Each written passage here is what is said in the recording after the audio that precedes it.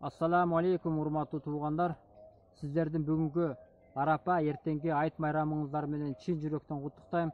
Бүгүн Москвадагы Кызыл Бак фондубуздун орозо фитрге деп жөнөткөн 50 000 рубль акчасын алдым.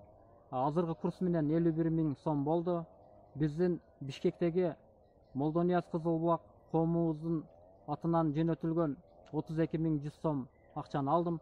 Экөөнү кошкондо 83 100 сом болду.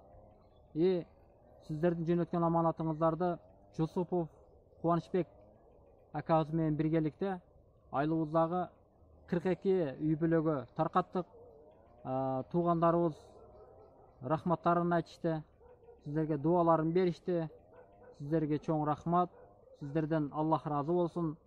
Баарыбызды кийинки орозого жетишибизге Аллах өзү насип кылган болсун. Барыңыздардын эртеңки орозо айт майрамыңыздар кут болсун.